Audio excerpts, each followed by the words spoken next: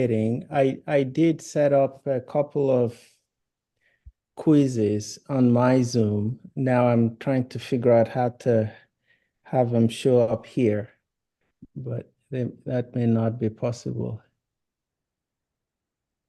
Mm. Good morning, Hirowati from Paran. Morning. Thank you for joining. Thank you for inviting me to join.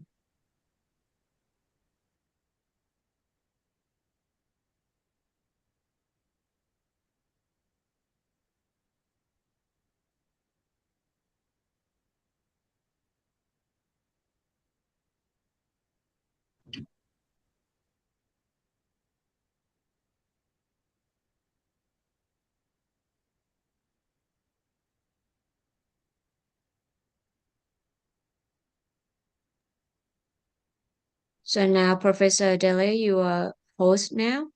Can you give me as a co-host, please? Thank you. Oh, I am the host now, so Yeah, you're host Yes. okay. And I go to participant and make you co-host. Let's.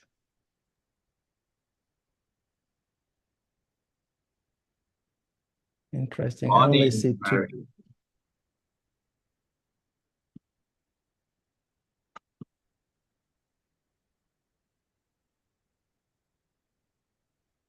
Oh, I see Tura and Woutrina as co-host. Who else should I give? I think we are all good. SEAOHUN Maybe Secretariat to Dr. Tongkorn to attentive. Okay. and Yeah. the SEAOHUN Secretariat, please. Yes, your own secretary, which is fine. Okay. Thank you. I think we have now 46 participants. I think we are good to go. If you all are okay.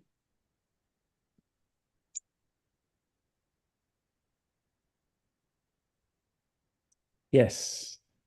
Thank you. So let me start the webinar today. We are already 9:05 in the ICT time. Thank you so much for everyone for joining today again. Hopefully you joined the first webinar on the 5th of March, which we talk about the instructional design models and how to do the learner needs assessment. Also, we see one case study, an example from the Malaysia professor. I hope that we learn a lot in the first webinar. So in today's session, for the second instructional design webinar, we are going to talk about the learning objectives and how to create the learning materials and example learning materials with some exercise and some useful resources. So hopefully, again, we can learn from our, kind professor and the speaker from today. I think we can also go quickly through a quick introduction, and I think the speaker will also introduce before we start the session. So for me, let me start my introduction first. My name is Durajo, and I'm working for SEAOHUN, Southeast Asia One University Network. Thank you. As a knowledge management person, and I have been supporting SEAOHUN for the knowledge management activities and also for the One Online Academy for One Health online courses, and also to support the regional knowledge management activities for the One Health resources. So that is what I'm doing, and I'm happy to facilitate these instructional design webinars, and so that we can learn from these speakers, and also we can apply what we learn in our region to create and to produce more online courses for One Health. And I think that will be all from my side. And before I hand over to Professor Dele, I would like to request all of you that we're going to do the recording for this webinar also, like we did in the first time, because we would like to share the recorded webinar for the participant who cannot join today. I hope you are okay. And be fine. You want to say something? Yes, just sorry for interrupt. Professor Dele, can you pass me a host first because I cannot connect to the YouTube now. Yeah. Oh, Okay, so let's do that. Yeah, because And we are then also give me, trying to live stream this webinar on YouTube so that for some people who want to enjoy the YouTube live streaming, they can also watch in the YouTube. That's what we are doing now, and we also did that one in the first webinar. I think you're okay, host now. Maybe I will continue for the introduction. So I would like to hand it over to Professor Dele for the introduction, please. Thank you very much, Tura, and thank you, everyone. I see 54 people already online. This is wonderful. With me from the One Health Workforce Next Generation Global Consortium, I am joined by Professor Woutrina Smith.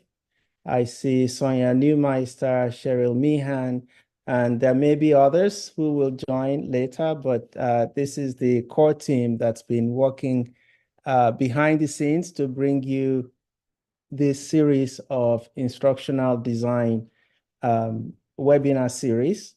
I have been teaching for quite some time at the University of California in Irvine, and a lot of the experiences that professors have are really learning on the job. While you're trying to do something, you build a network of colleagues you can ask about how to do something the best way possible.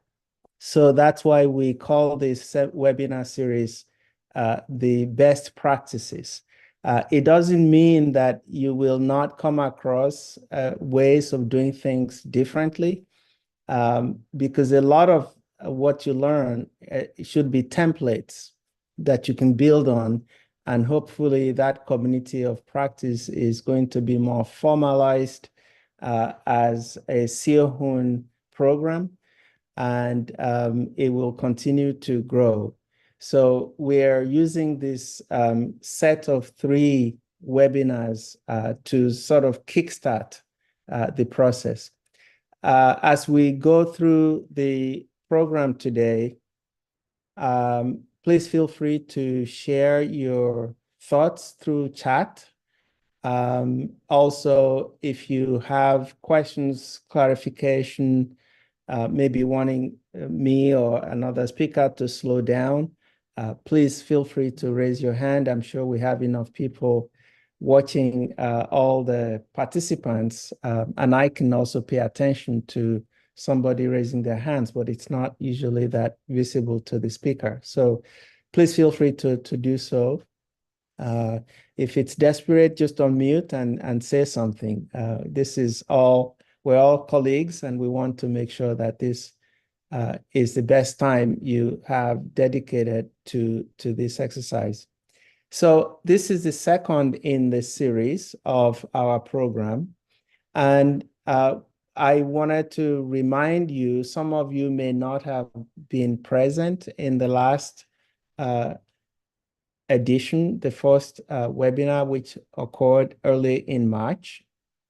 And we covered, as Tura said, theoretical models of instructional design, and then how to do a learner needs assessment. What do learners really need to know so that we can design a course that satisfies those needs at the best quality level that we can muster. Today, in the sort of orangish font, we will focus on learning objectives, how to develop and write them, and some of the theoretical models that are available to doing that. I'll also, hopefully, will have time to share some of my own learning curve, how I've developed my own courses and maybe change them, improve them over time as I get more information from others who are better at it than I am.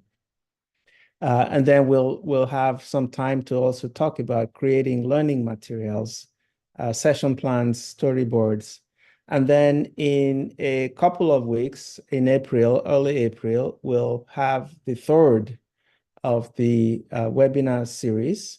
It will be 2nd of April for you, 1st of April for us, April Fool's Day. But at that time, we'll talk about assessment, which is an important component of course design. And then particularly because of the online environment that we are emphasizing for the academy, the SEAOHUN Academy, the AfroHUN Academy, and the One Health Workforce Academy that the consortium partners are operating, it's important to not just treat learners as numbers. And so we will have a session on how best to engage learners and to have them interact with one another.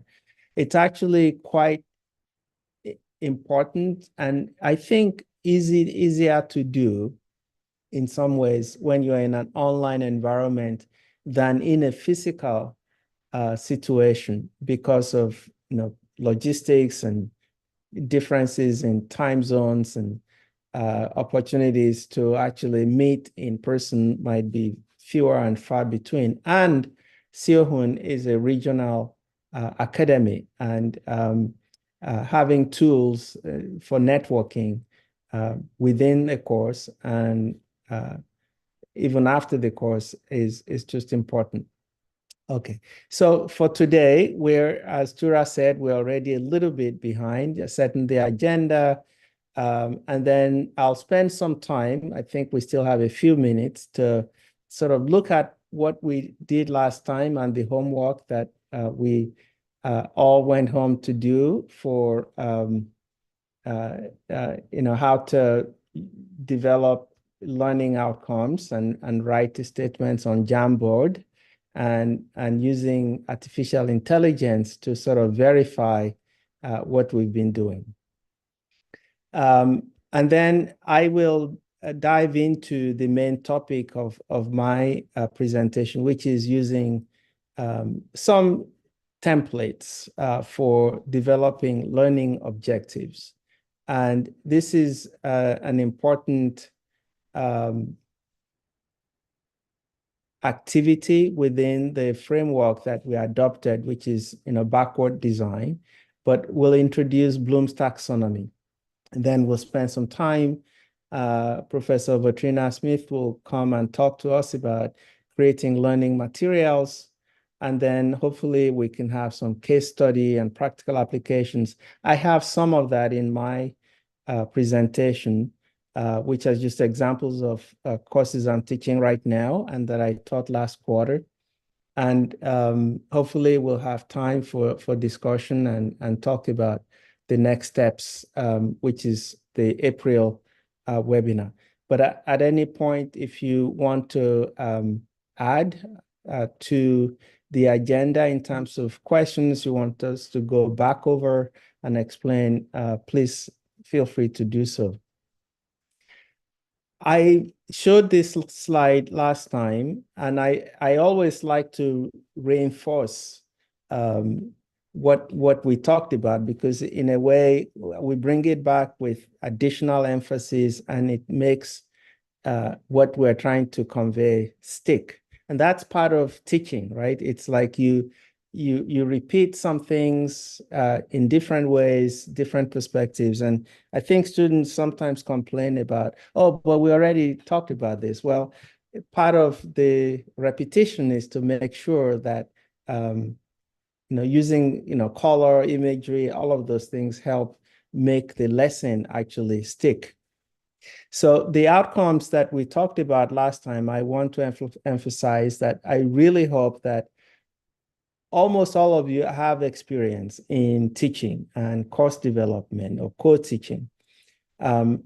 It's one thing to sort of get a syllabus from an older professor and sort of teach to that syllabus or plan. It's another thing to develop a course from scratch when you really are convinced that you have something to say, you're an expert on the topic, but it's more than just telling students to go read your publications, right? It's really presenting the story and planning the sequence of events that they all sort of fit together like a wheel that mutually keeps one another running. And so that's the planning and developing and implementation. The delivery of the instructional materials is just as important as well. So we're hoping that you also will develop the propensity for using new technologies, some of which are just emerging into instructional design, practice, and implementation. Many of the students, learners that we will come across are going to be ahead of us in some of these new technologies, but we cannot let our courses be so stale that we don't at least explore the possibilities. So we already covered the first two short-term outcomes. And for today, we have the outcomes in yellow or orange font. What are learning objectives? How are they different from learning outcomes? What are the other instructional strategies for developing activities that really help bring out the outcome and that's measurable?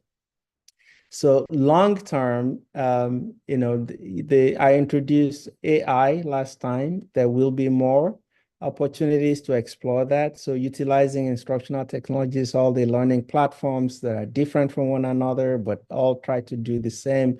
And within them, they always come up with new apps, new ways of making students engage with the material, interact with one another, ask questions of the professor. And email is just the simplest of them.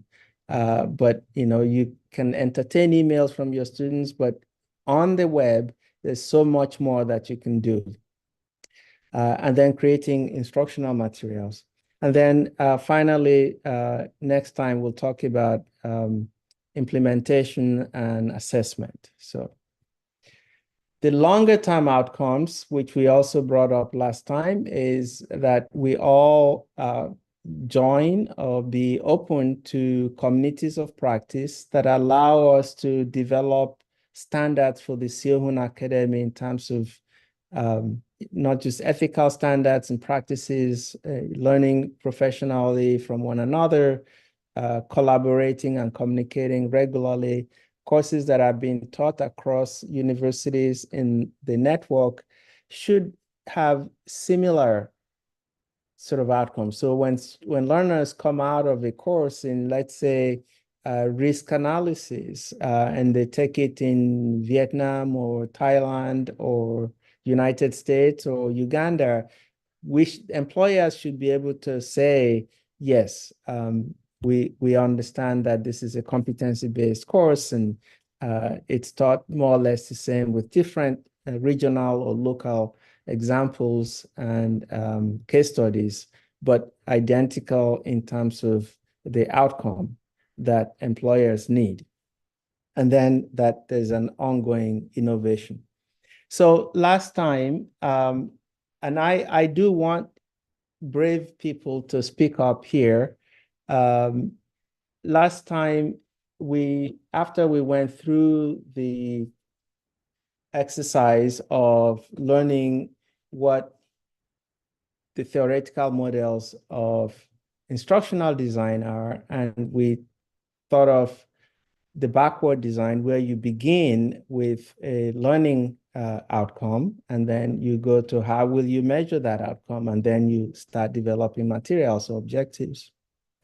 And then we created an opportunity for each of you to go into the Jamboard and identify one of 20 competency domains for One Health that may be, you know, of interest to you because that's the course that you're developing is the main competency. There may be other secondary competencies, but the primary one, and that you practice writing a learning outcome statement and put it on the sticky note.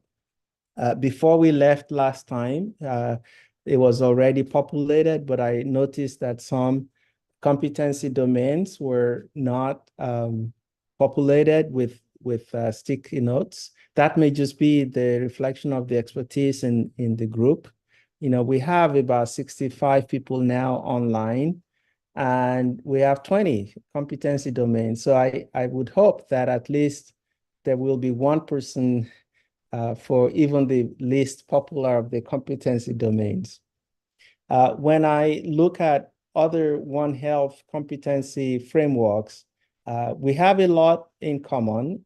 Some are developed by the quadripartite or other universities, but there are small differences, and it's a growing exercise, right? That we continue to rethink what should people who are trained in One Health know, and how then should we deliver that to them. And then I give you all an assignment to try to use AI to now, based on that learning outcome, how would you develop an idea for a lecture on that topic that is within the competency domain? And I actually noticed that before we left last time, somebody already put in an AI generated outcome. And if you've been following the developments in AI, you notice that it's really extremely growing rapidly, and some of the capabilities can make your work easier, others a lot more difficult because there's so many sources.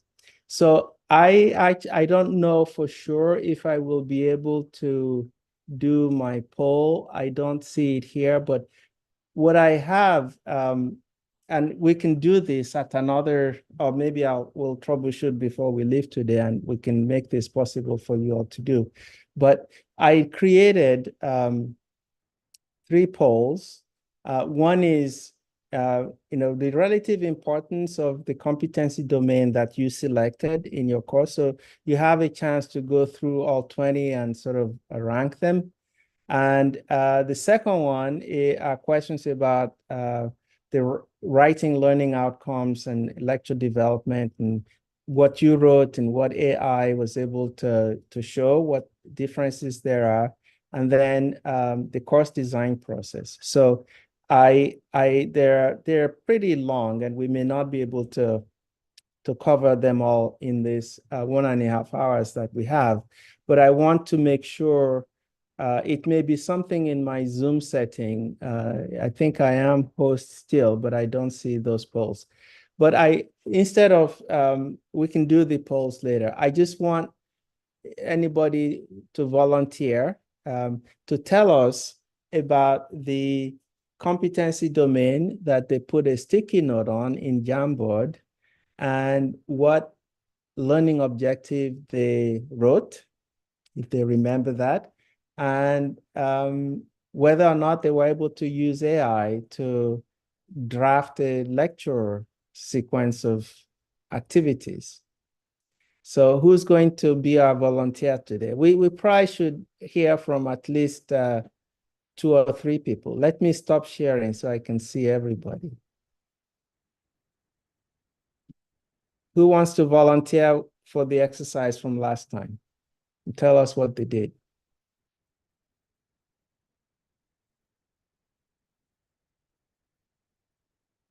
People are being shy. Hey, Dele, you packed a lot into what you invited people to share. Can you give us just one easy question for someone to answer in person, or they can put it in the chat also, and we can be able to share that way since we have so many people? Yes. So the question is, what is a learning outcome for One Health competency domain that you're interested in teaching? Yeah, we won't spend too much time here because we can do a lot of this outside of the webinar time. But you can write it in the chat as well. That's perfectly fine. So give us an example of a learning outcome that you're expecting from your class. Okay. So we'll figure out a way for you to answer those questions. So let me very quickly then get into sort of the learning objectives. The idea, if you recall from last time, is that we have an opportunity to develop learning outcomes and then an assessment, and then we figure out how to achieve the outcomes. And some of you may have been questioning what is the real difference between an outcome and an objective. And this is something that I also had to learn over and over. When you're beginning with a course, it helps to envision what gap is this course going to fill in the knowledge of the learners and of the students, right? It's like, what One Health is a great example for this, because for many professionals coming from medicine or veterinary medicine or public health or environmental sciences, there are gaps in understanding of what the other professions do, even though we are all convinced that we all need to work together. And so identifying the increase in knowledge that's measurable based on where the starting point and where we want to end up is really critical. So you can imagine, going through the set of questions in the table here. And what we did last time was, learning needs assessment, which really helps us gain an understanding of what the current state of knowledge is. But where should they end up? What is the desired state? And that's sort of the outcome. And then the difference between where they are and the desired state is that gap that we want to fill with the course and the learning objectives. So let me go back and use this example from my own course. I introduced this diagram last time. And as I mentioned, I always bring things back, but with a little bit of a tweak. So last time I showed this learning quadrangle diagram, I did not have information about learning outcome. So filling the gap, let's assume that in a One Health training program, a One Health oriented course, and people come from different disciplines: environmental health, animal health, and human health. Maybe a few have taken courses in One Health. And we're trying to inspire them with information about what the gaps are in knowledge, why we need One Health, why we need risk analysis with a One Health framework, why we need infectious disease outbreak investigation and response, or the gender context of One Health. We inspire them with this story. And then doing the research, sharing with others in the course, in a reveal process, and reflecting on it are all sort of where we write the objectives, because we have goals of an outcome where they can actually do something. They can implement a program within a One Health framework. And so thinking about this quadrangle helps me really write objectives that are clear. I want them to be able to maybe remember something in the literature or in the news. I want them to be able to share it with their colleagues and to be able to read one another's work. And then hopefully by then they will have increased their knowledge enough to be creative, to create something in a reform exercise.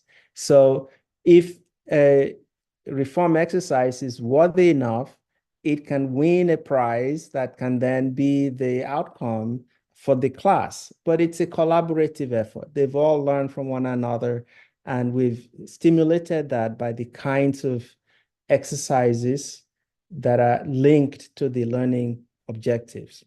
So organizing the learning activities toward the outcome is what this learning quadrangle allows me to do.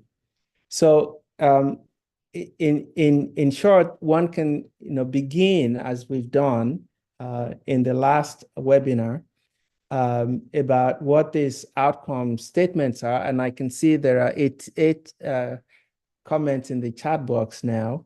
Hopefully some of those are the draft outcomes. And then their learning objectives are statements that define the goals for each specific activity, like I showed with the research, reveal, reflect. But that's just one example. There may be other ways that you want to do this. And so, learning objectives are used to structure the content of the courses, and they may include instructions. Go find an image, go find a published literature, go talk to an expert on this topic and bring to the class what you've learned. And these days, it's very easy to do that on using digital means. You can make an appointment with an expert who may be willing to speak. 5 minutes of prepared questions and answers will bring a lot to your classes, and you can put that on the website, and it will be very, very informative for the students. And so those tasks are very important as how to accomplish the outcome, but they're objectives that several of them may lead to the same outcome. So if you just to dig deeper into this, learning outcomes usually they need to be measurable and to be assessed. They have to be learner-centric. So it's like what the learner needs to know, not what you want to teach. They're explicit descriptions, and they're based on educational activities. Some of you may be completely aware of this, and it's nothing new, but it's important to kind of reinforce what we're trying to accomplish. And so typically when you're writing objectives, you may have the tasks that say, assessing, list this or discuss or state a particular type of information. But we want to make sure that we don't give objectives that we cannot accomplish or assess. Now, I put in a box folder, and this document will be available to all of you. There is, it's not new. It's been around since 1948 when the American Psychological Association Convention started worrying about just the wide range of ways that people are teaching, and there is no consistency in what the outcomes are. Students come out and know different things. And so they formed a committee that was headed by Benjamin Bloom, whose picture is there. And the committee, he's known for this, but there was about 5 or 6 people who worked collaboratively. And the book that they came out with is called The Taxonomy of Educational Objectives. And today we call it the Bloom's Taxonomy. What I put in the box, and I'm hoping Tura will share with all of you in the box, is a professor's guide to using Bloom's taxonomy, which is on the right side of the screen here. And in that taxonomy, the original version had these 6 stages. And each of the courses that you're teaching may actually be embedded in one of these 6 stages. So depending on whether you're teaching an undergraduate course in One Health, for bachelor's students, or master's students, sort of intermediate, or more advanced, if you're teaching a research course in One Health or collaboration and partnerships, you may be at the top, the peak of this cone or pyramid. So the original version used words like knowledge, comprehension, application that are kind of from the perspective of assessment, right? That the student or the learner should be able to have this knowledge or comprehend this or apply or analyze or synthesize or evaluate. And it's also possible to have a course where you write learning objectives across this pyramid. from what they need to know, just memorizing information, to how they can maybe write a proposal. So you all have access to these slides, but you may have seen this sort of Rosetta of Bloom's taxonomy, and it gives you words that you can use in creating learning objectives and in assessing. So each of those sections of the pyramid, 1, 2, 3, 4, 5, 6, depicts pointing to the kinds of words that you can use in terms of expectations for the course, and how you can develop the objective to match. Now, when people realize that the Bloom's taxonomy, the way it was envisioned was really assessment centric. But really, what do we want the learner to be able to do? Which is a better way of thinking about objectives, right? So you want, and so this is the 2001 version. It's a revised taxonomy, and it used these words that's from the perspective of the learner. You want them to remember. So it's not just a body of knowledge. Yeah, they should remember facts and concepts. So if you're teaching a course in, One Health fundamentals or foundations of One Health or introduction to One Health, there may be a lot of facts, history and reasons why we do this, and case studies and examples. So they need to be able to define, what are the three areas of One Health, those kinds of things. They need to be able to remember them, and sort of proceeding to the level of understanding, why do we have this? Why these concepts and approaches? And when do they need to apply it? So in that third level, you're beginning to present case studies where they're saying, okay, this is a problem that's been with us for a long time. I just got a note today that measles is coming back in the US and maybe other parts of the world. And we're thinking, why is this so? In what states is it happening? How can students use this information to now understand, about public health application of the principles that they've learned? Analysis takes them to a different level, and the objectives would also match. They need to be able to differentiate, what's the difference between measles in the US or bird flu in South America compared to in Africa or California. So they're beginning to get to the level of analysis that can help them now become more or less experts who can evaluate and defend and judge and ultimately create their own proposals, their own ideas that will move the field forward, and they become sort of leaders in that. So most courses will emphasize one or more of the steps in this taxonomy. They don't have to do them all, but to the point where you're able to think about using these words in creating your learning objectives is very, very important. The next set of slides sort of present this information in ways that can help you write the objectives, and sort of asking questions. Can the student remember, and how do you then go from this to assessing whether or not the student remembers or understands or can apply? And in the booklet that I've shared in our box, and I hope you all get it, there is actually a template which is shown on the right side of this figure, of this slide, that you can practice, writing the topic, the learning objective. Of course, the goal, the outcome is already there.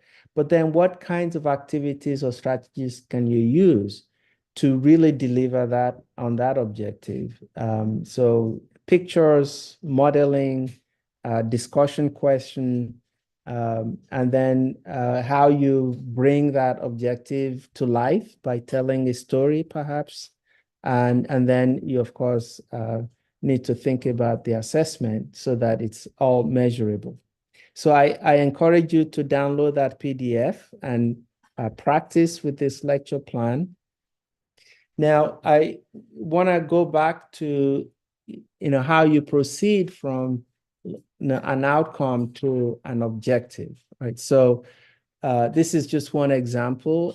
It's probably more familiar to the medical practitioners in the audience or some veterinary medicine people. Environmental health people don't really deal with hypertension except when we are worried about climate change. But so the outcome is that in this example, that they should be able to demonstrate knowledge of evidence-based treatment of hypertensive patients by passing post-tests with score of greater than 80%. So if you're the learning objective is a list of 5 side effects of antihypertensive agents, and the competence or skill, and they should correctly identify required actions to manage patients. Then, your objective is you will discuss the risks associated with untreated hypertension, and you can present them with a case study of, so-and-so came in and it's been a problem for months, but they didn't seek health care. And then the performance as an outcome is that they actually utilize an evidence-based protocol. And they can, state normal range for blood pressure would be an objective that you can write. A learning outcome that this is another example. So writing an outcome at conclusion of this particular activity, participants will do XYZ, self-report knowledge, gain of effective communication styles using a 5-point Likert scale. The knowledge, it's easy to test that they can actually score high on this scale. Competency or skill that they will be able to change their practice by applying evidence-based communication strategies. That's a lot more challenging to assess. It may take time, it may take observation, different methods, which will come to later on in the program, hopefully in the third series. Learning objective, describing characteristics of effective communication styles, listing methods for creating safe environment, for holding a confidential conversation. And that becomes a lecture that you can build, keeping the outcomes in mind. So I know we're running out of time. I want to quickly, so if I go back to my learning quadrangle and think about Bloom's taxonomy in terms of what students need to remember, understand, apply, analyze, evaluate, and create. This table gives you some words, and I know that SEAOHUN courses will be in local languages. So, I apologize, this is English, but it's not too far-fetched to think about how these types of words, the actionable verbs in that first column, can translate into what you're developing as a learning objective. How to make it so that students or the learners can understand what you're asking them to do, so that you can assess it properly and judge whether or not they meet those outcomes. So these are examples. It's, if you use AI, it kind of looks into the web for these kinds of words, but you need to be able to understand the roots of what the computer spews out, right? So that's why we have to go through the theoretical underpinnings of this. So for my course, when I inspire in the learning quadrangle with a story, I typically tell a story about why this topic is so important within the course. And when I test them, I usually use a video, and I don't expect that they do more than remember what I say, because it's a catchy story. It's so to inspire them for why they're in class studying. Understanding it means that they actually go out and do their own research and find information that's relevant, bring it to class and share it. And then they're beginning to see applications through the reveal objectives. And in reflection, they think about what's missing in their own understanding that maybe other students in the course can bring to increase their knowledge. And by the time we get to reform their writing essays and proposals and thinking about solutions that can be implemented, they're becoming creative. So within a course, I actually do go through all the Bloom's taxonomy pyramid with the objectives that I have, with the outcome that they now fully understand One Health. So I'm just going to very quickly give you an example of the course I taught last quarter. And I really want to end this with you practice writing learning objectives with those action words. So in the course, I do have 2 weeks that modules I call them, that kind of use the One Health approach in disease prevention. And in this one, I give a 4-minute inspiration. Why do we need to focus on prevention? What's possible about eradication? Why do we want to get across the big spheres of human health, animal health, and environmental health? And when you have this video, you can actually click on it and you can listen to the entire 5 minutes. We don't have time to do it today, but this will be available to you to see as an example of what the inspiration is. And then the objectives, I use the words from Bloom's taxonomy: analyze, explain, discuss, based on what the outcome that I've defined for this particular model in the inspiration. And then in another week, module 7, we talk about antimicrobial resistance, which is, of course, of interest to some of you. Again, here I have 4 minutes where I tell them what I'm hoping will be accomplished during that week in terms of outcome. And then we go through what the objective is. And many national or regional or global action plans are available for review.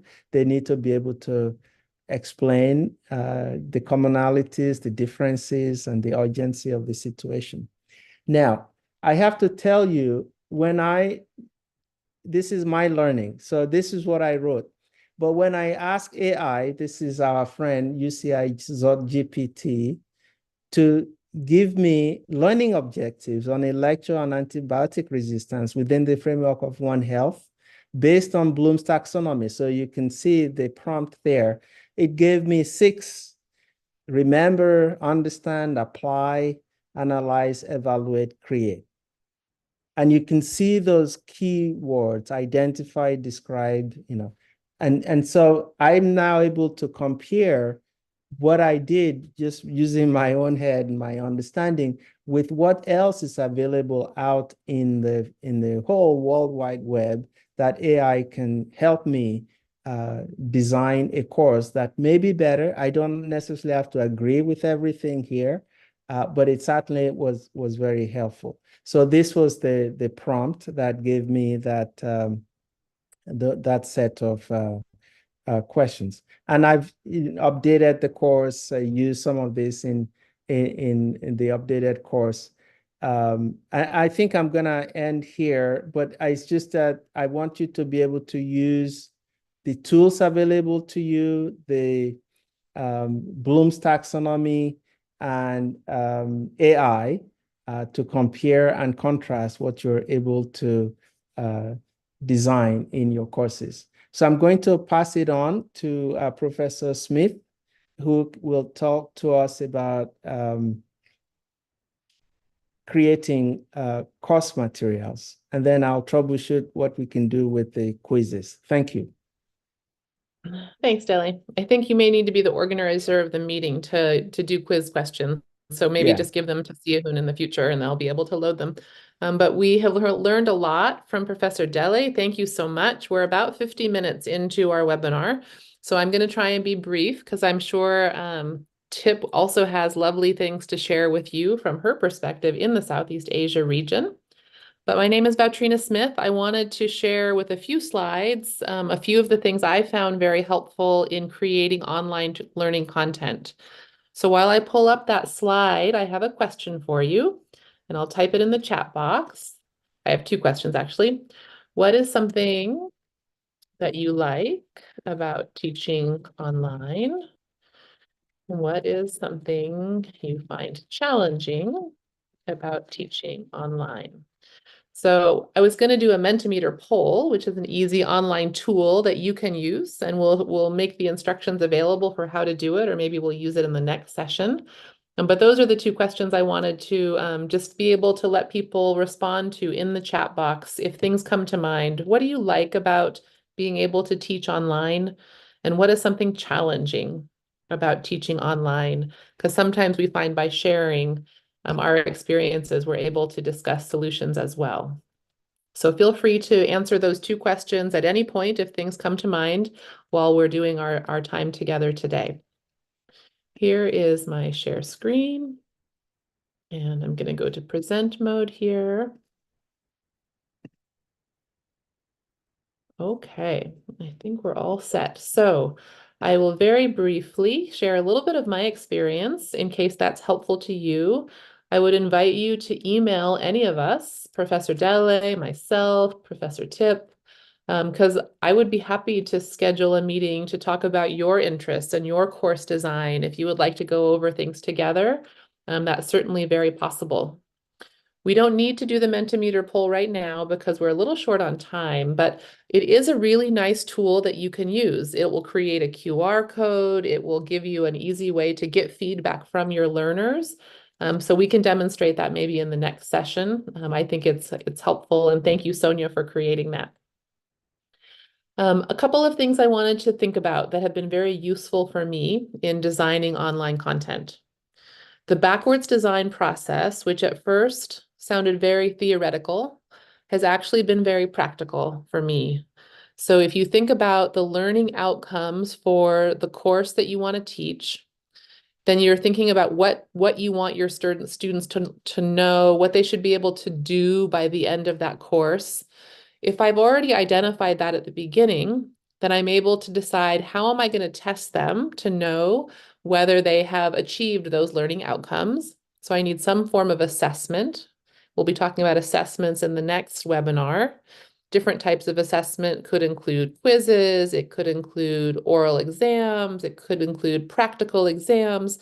So there's pros and cons to different types of assessments. But if you know what the students should learn, and you think about how you're going to test them to know whether they learn those things, then you can think about how to teach them along the way so that they can accomplish those learning outcomes. And that's where really planning your instructional design strategy, developing your learning content and materials, that's really important. And there's so many different ways to do it. So I'll share a couple of tips from things that I've done in case that's helpful. If other people have tips, feel free to share them in the chat box. That's a nice way to talk about what's worked for you or what you found challenging. And on the other side of this slide is just an example from one of the courses that we teach, just to remember that sometimes we need to have a little blurb that describes what that course is going to accomplish. So in this case, an epidemiology course, their most important things to share with their learners is that the goal of that course is to equip them with basic understanding of terms used in epidemiology, to be able to show that One Health and epidemiology are closely linked together. And then they talk about the smaller things within that course that are going to be touched on in order to achieve that larger goal. So this is just an example that you have. You could use something like that for courses you might create, whether the teaching is happening in person or online. Some of these ideas will be very similar. So I think both Tip and myself may be able to share a few of the the things that have worked well for us as we're adapting things for an online environment. You will probably find that for any course you teach, whether it's in person or online, you want to identify the course structure that works well for you. And then once you have that structure, you want to be consistent within that structure so that your students or your learners are able to know what to expect. So this is an example that you can see. We have a number of modules that go into our online courses.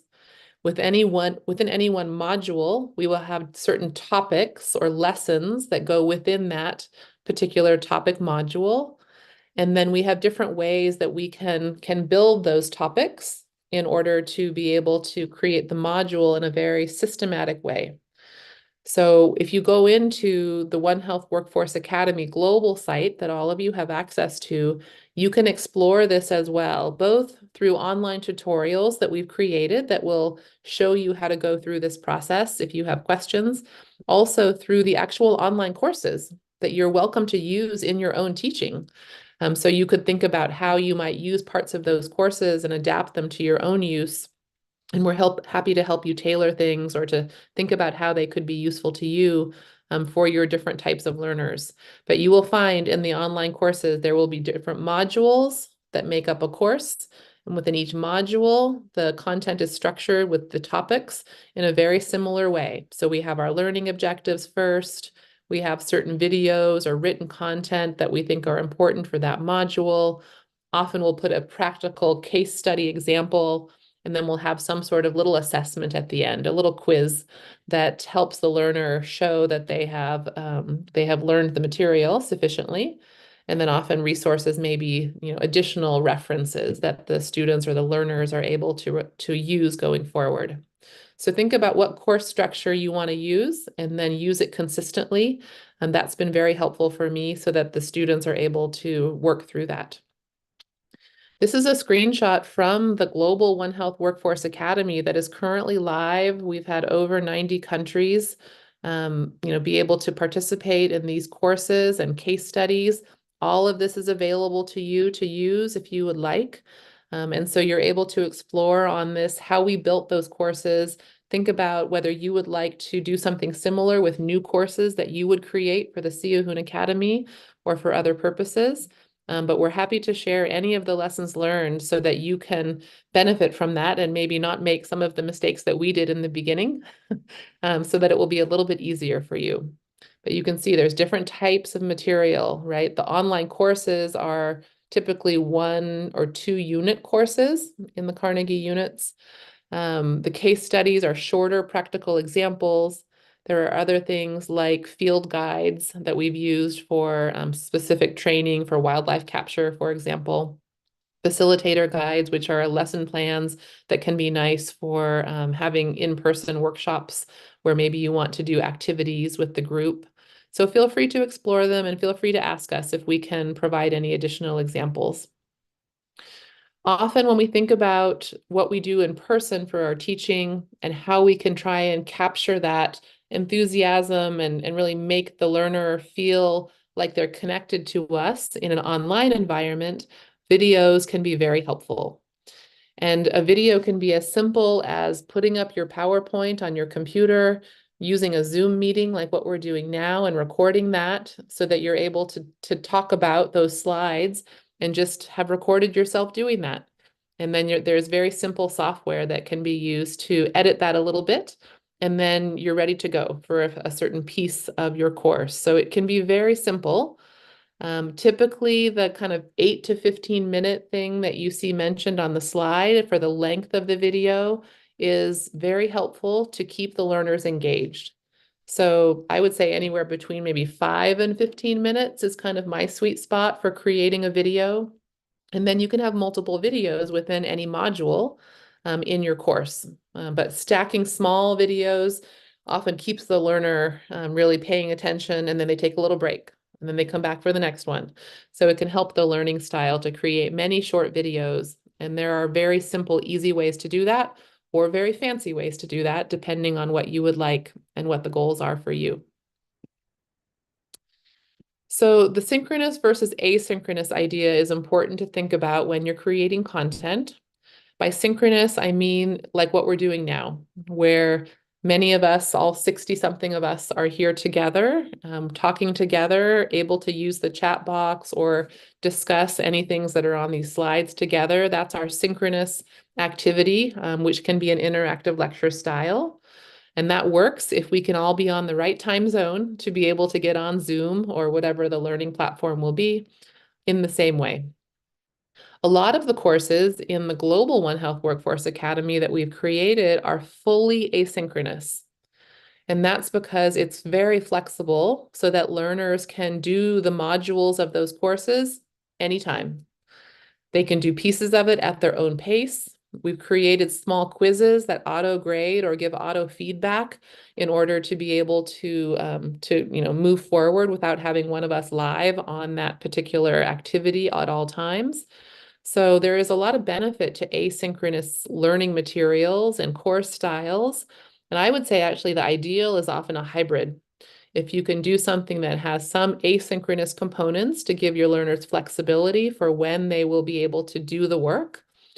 Some of them may have full-time jobs during the day and they want to be able to do something with their additional continuing education in the evenings. If you have an asynchronous component that's very flexible, they can do that.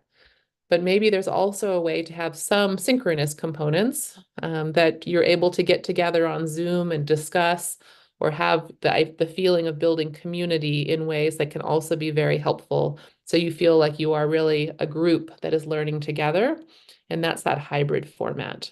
So you can see some of the identified benefits of having the asynchronous and the synchronous online learning there. I'm happy to talk more about that if people have questions, and Tip may also have ideas for that. So this is my last slide. I want to make sure that we're able to really think together about anything that you would like to discuss further. But some of the tips that we started to talk about on the first webinar, who is your audience? Can we tailor our teaching style so that it is really interesting and useful for that audience? Are they visual learners? Are they, learners who would prefer to read something as compared to hear about it? There's different ways to build your learning content to be a little bit flexible. I like having things interactive. So all of my teaching where I'm doing it synchronously, I will be using the chat box or have different tools with polls and things that the students or the learners are able to do to feel like they're engaged in this active learning style, which is often most effective.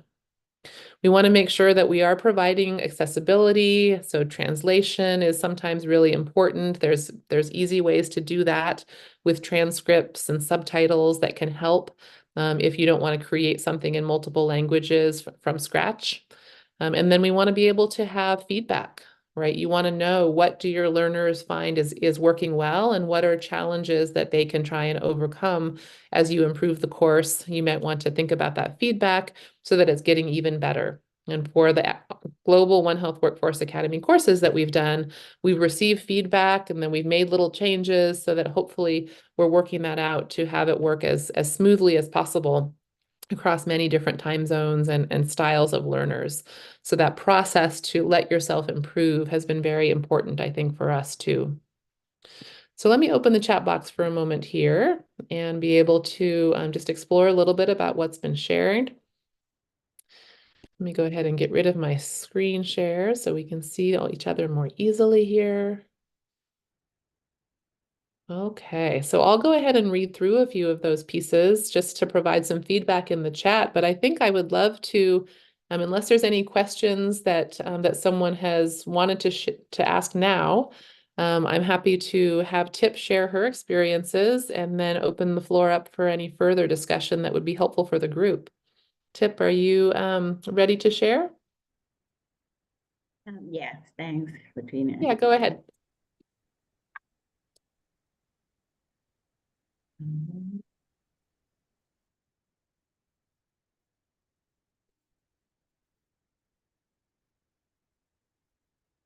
Okay, I guess you have seen my screen right now. So I will speak, let's say I'm not the expert, so I will speak, represent all the audience right now here. So my name is Tongkorn Meeyam from SEAOHUN Secretariat. So nice to meet all of you, and really excited to be with you today. Let me change my screen sharing for a moment.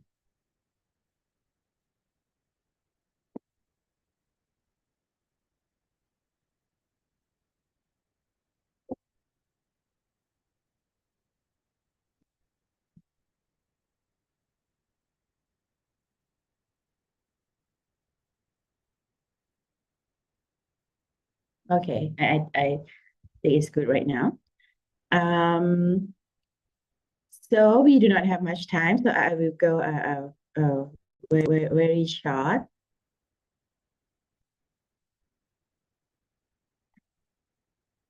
So let's start. So I have a chance to. So I'm now. I'm now last 2 weeks at the Faculty of Veterinary Medicine, Chiang Mai University, before totally moving to SEAOHUN Secretariat. And so my experience now is based on what I have in during the academia. First, let's talk about the e-learning for students. So I have two different parts. So and another part is because we have the constraint with so the training have to be so the trend have been a change in the kind of the learning e-learning platform. Let's say when we start with the student, normally in Thailand, in Chiang Mai University, I